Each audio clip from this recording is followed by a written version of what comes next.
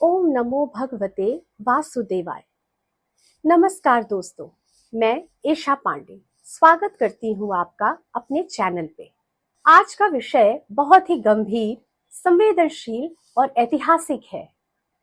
दुनिया के अलग अलग हिस्सों से ऐसी खबरें आ रही हैं जो हमें सोचने पर मजबूर कर रही हैं। क्या वाकई हम तीसरे विश्व युद्ध की ओर बढ़ रहे हैं? ईरान, इजराइल और अमेरिका के बीच बढ़ता हुआ तनाव, मिडिल ईस्ट में मिसाइल हमले, आबू धाबी और दुबई जैसे सुरक्षित माने जाने वाले देशों में असुरक्षा और खतरे की घटनाएं, और उसी समय ग्रहों की ऐसी स्थिति जो कभी पहले साधारण युद्धों में देखी ही नहीं गई।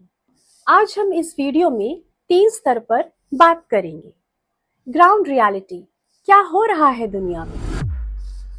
ज्योतिषीय दृष्टि, ग्रह, नक्षत्र और गोचर। तीसरी, भविष्यमालिका, प्राचीन ग्रंथ और उसकी भविष्यवाणी आज के समय में। वीडियो को अंत तक जरूर देखें क्योंकि आखिरी हिस्सा आपको अंदर तक झकझोर देगा। आज अगर हम दुनिया को देखें तो सबसे ज्यादा तनाव में मिडिल ईस्ट कंट्रीज हैं। ईरान, इजराइल और अमेरिका अब केवल बयानबाजी तक सीमित नहीं है। तीनों के बीच चल रहा शक्ति संघर्ष, मिसाइलें, ड्रोन अटैक और एयर डिफेंस सिस्टम और गुप्त सैन्य ऑपरेशंस, सब कुछ खुलकर सामने आ रहा है।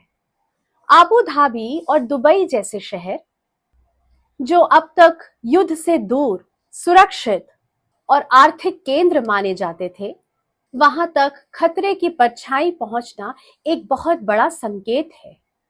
यह केवल 2 देशों का युद्ध नहीं, यह गुटों का युद्ध बनता जा रहा है।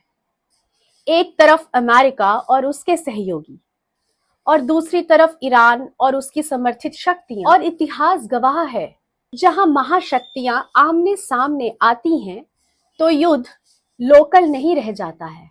आइए अब इसे ज्योतिषीय दृष्टि से समझते हैं।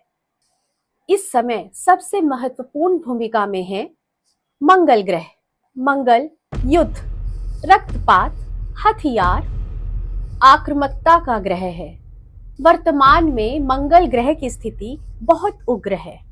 दूसरा ग्रह है राहु।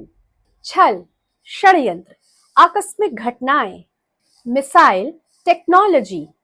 राहु जब मंगल के साथ या मंगल के प्रभाव में आता है तो drone war, nuclear war, cyber war बढ़ते हैं। और वर्तमान स्थिति में राहु मंगल कुंभ राशि में युति बनाकर विराजमान है। तीसरा ग्रह आता है शनि।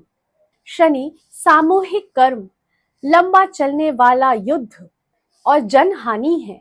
शनि का वर्तमान गोचर दुनिया को लंबे समय के लिए युद्ध में धकेल रहा है।